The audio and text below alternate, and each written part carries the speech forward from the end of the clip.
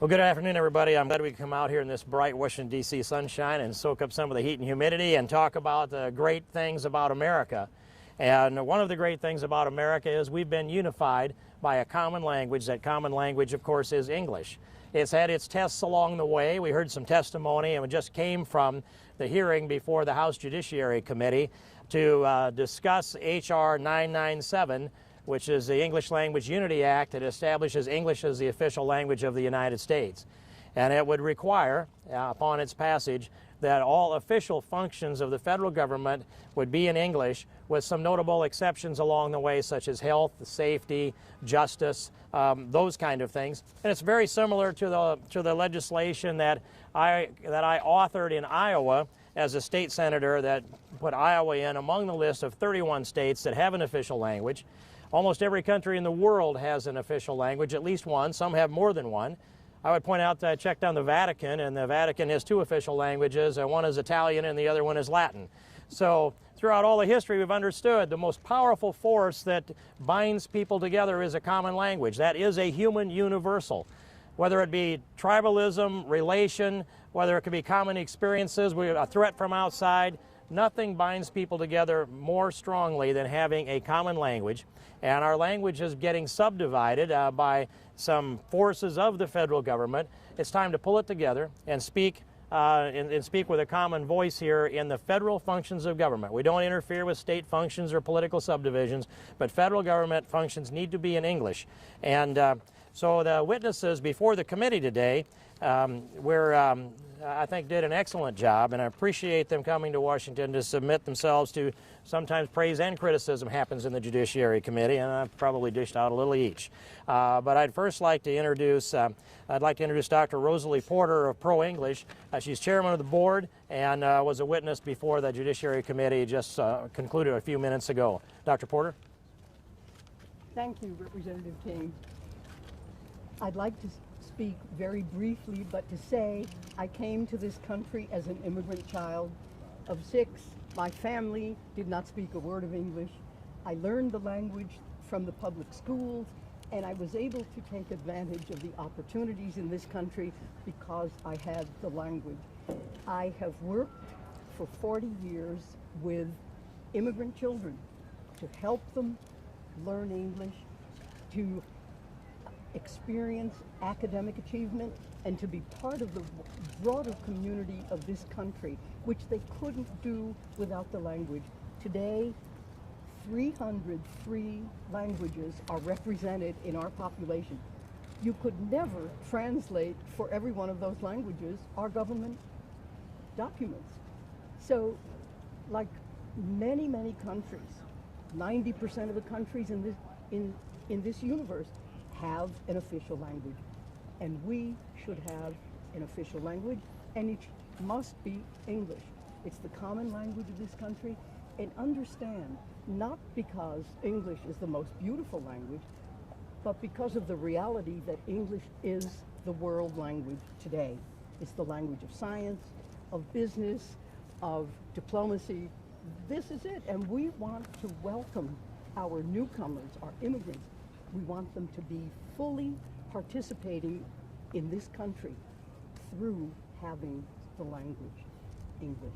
Thank you very much. Major English organizations in the country, and U.S. English being the other, and have a long experience with U.S. English as well. Mauro Mojica testified before the House Judiciary Committee, and he had an obligation to do a press conference, I think, that will be in Spanish, taking place about right now. And so Nelson Garcia, who's the Director of Government Relations at U.S. English, has agreed to fill in for Mr. Mojica, and I appreciate Nelson Garcia being here today and introduce him as such. Thank you, sir. Thank you, Nelson. Thank you, King, and first of all, I want to thank Mr. King for introducing this very important piece of legislation that U.S. English has been working on since its inception. We have been successful in helping pass legislation in other parts of the country. We also want to thank Chairman Franks for holding the hearing this morning, and also a special thanks as well to Senator James Inhofe, who has introduced the Senate version of H.R. 997 over in that other body. I just want to highlight 3 important things. While Mr. Mojica, our chairman, is being interviewed right now over at CNN International, I think all of us have one thing in common. If you take a look at our organization in particular, this is not a nationalist organization that was created solely for the purposes of promoting a particular race, creed, color, or nationality. The founder of U.S. English was former Senator S.I. Hayakawa, a Japanese-American immigrant who served one term in the U.S. Senate from California. He was a linguist professor before and after, and was very much a part of this inception of this organization. Our current chairman was born and raised in Chile, speaks 4 languages, and some of you who were at the hearing this afternoon or this morning showed how the value of having multiple languages and how successful a person can be, but at the same time having English as being the prominent language for this country, how important that is in being a success in this country. And I personally was born and raised in the Philippines, came here at the age of 6, very minimal English skills, and nevertheless have found myself very successfully employed here in the United States. 3 reasons why we support this bill very strongly. Number one, as was already mentioned before, it is a unifying language. Every immigrant, I think, who comes into the United States already understands that even though it may not be an official language, English is the universally spoken language in the United States. And therefore, the idea that we cannot or should not have English declared as the official language, I don't think makes any sense. 323 languages that we know of spoken throughout the country. The idea that a Spanish-speaking person can communicate somebody who speaks in German, Tagalog, or so forth. English is the only language that is universally spoken from Alaska to Florida, Maine to California. The second thing about, I think it's important, is that it actually, people accuse us of being anti-immigrant. But in reality, this bill helps raise immigrants by giving them the incentive to learn English. Because right now, I don't know of any body or person, especially those who have been critical of this bill, who have ever hired anybody in their offices, congressional offices, Fortune 500 company, advocacy groups, that spoke only that particular language and not English, and is willing to pay that person more than $50,000 per year, giving them full health benefits, giving them full retirement benefits. I don't know of any congressional office, especially on those who are critical of this bill, who have ever hired anybody that did not speak English in their staff. Because I'll tell you one thing, as a former congressional staffer, it doesn't work. You cannot have a Spanish or a Tagalog or a French-speaking person be your staff assistant, your legislative assistant, your legislative director, your chief of staff. In order for that person to be elevated to a position of economic status, you have to learn the language of this country. Unless you're satisfied with being a busboy or a janitor or somebody else who doesn't require a lot of proficiency in English, to me it doesn't make any sense why people continue to feel that by passing this bill you're actually helping immigrants out. And thirdly, I think for the economic cost for state and local governments, we all heard about the Civil Rights Act. It was a federal unfunded mandate that was placed upon states and localities, that all of a sudden they have to incorporate multilingual ballots. But the federal government never gave them any money to do so. And as a result, these states and localities have to find money at a time when they are looking for funds for schools, education, police, fire protection, to help fund their state and local governments, that they are required by the federal government to come up with multilingual ballots. So for those 3 very important reasons, I strongly believe, as we all do at U.S. English, that we strongly believe that this bill is important. We again thank Mr. King, Chairman Franks, Senator Inhofe, and all those 121 bipartisan co-sponsors over in the House and the 2 sponsors in the Senate for supporting this bill. Thanks so much. Thank you, Nelson. Well, thank you, Nelson. Just to follow up with a point right before questions, something that struck me was when the ranking member of the full committee, Conyers, gave his opening statement by reading from a document that I picked a few Spanish words out of that I heard. And Mr. Mojica's testimony was that he's fluent in 4 languages, and his native language, his first language, is Spanish, but he only got about 5% of that statement that was delivered by Mr. Conyers. And I think that illustrates the issue here as what is our common form of communications currency? What is the standard? How can we possibly reach agreement if we can't even come together on what words mean? And I recall an individual who once challenged me on this in Iowa, and he said, well, we don't need the law because we speak English. And I said to him, you and I speak the same language, and we don't understand each other. Of course we need the law. And so this is about bringing people together on a common form of communications currency. And I think the points were made very well today in the testimony before the Judiciary Committee by Dr. Porter and by Mr. Mojica. And I'd open this up to questions from the press. Congressman King, why do we actually need this bill, given that people do speak English, and both of your colleagues up here learned English just fine without this bill, this law in effect? And separately, what do you say to those who say this bill has racist overtones? Well, I think that it's offensive to any society as inclusive as America to hear those kind of allegations made, and they should be specific about that rather than just hurl that out there. That divides people. We have an administration that's dividing people down the lines of race, ethnicity, sexual orientation, prosperity, just to name a few. And his political gains are about building coalitions of victims groups and dividing Americans in the process of perpetuating and having for him to have a chance at a second term in office. When we're seeing the federal government divide people, and the Executive Order 13166 that was signed by Bill Clinton into office promotes multilingualism within government services and costs us billions of dollars over the long run. We want to eliminate that.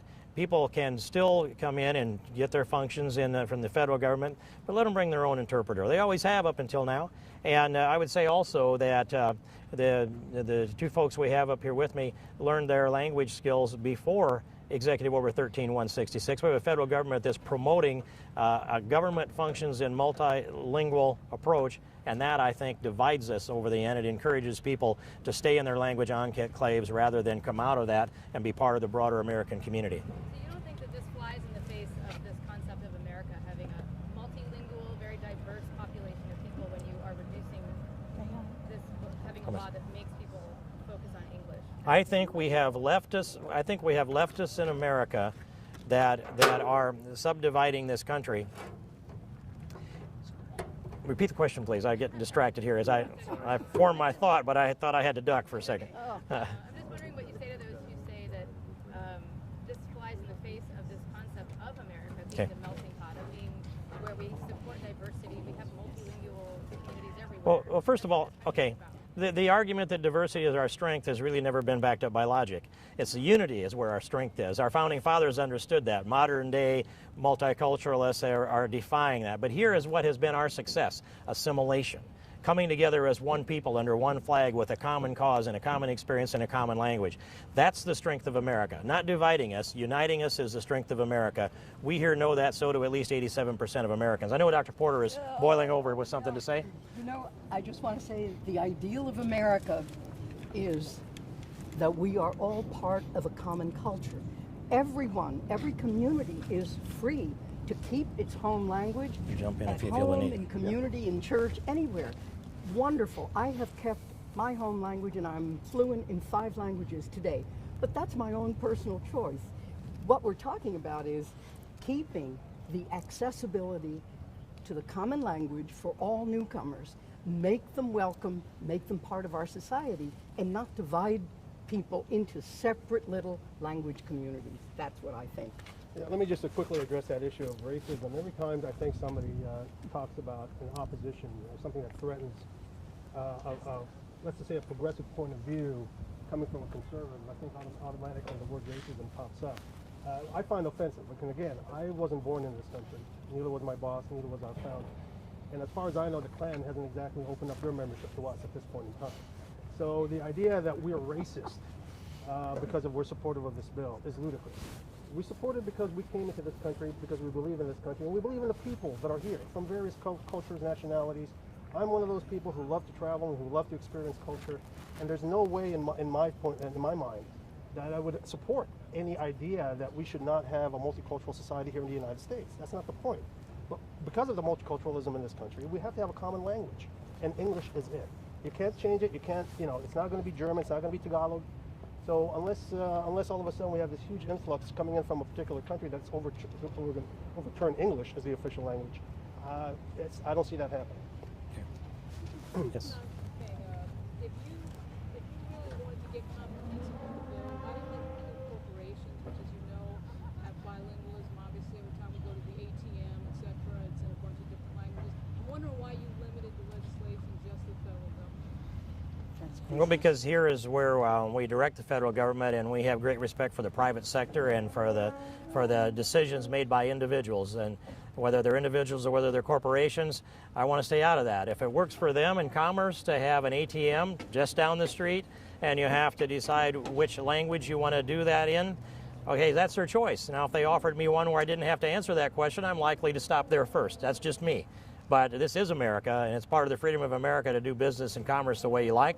We're not engaged in that, just the functions, the official functions of the federal government. Thanks. Anybody else? Going once, twice? You okay? Okay. I just thank you all fine. for being out here in the. Yes, sir. Sorry, just a quick question. When was the legislation originally introduced? Do you remember the date in which the legislation was originally introduced? The date it was introduced. The legislation was introduced in March. Oh gosh, earlier on, and I don't know the answer, the date that we introduced it, but sometime in the 112th Congress. Earlier this year, March, Yes. I believe, of this year. Okay. But previous sessions of Congress obviously has had Mr. that. King, what's the status of the legislation? Do you have a floor March vote or anything? We don't know yet about the status. What we're hopeful is that we'll be able to get a markup in the Judiciary Committee. This gives us momentum, and now we'll see what the chairman thinks of that. You know I'll be asking. Thanks. I think that does it. Thank you very much for coming out in the heat. I appreciate it. Thank you, Dr. Porter. Oh, boy. Nice to be Listen, here to land a that blow was for America, isn't it, Nelson? Just did a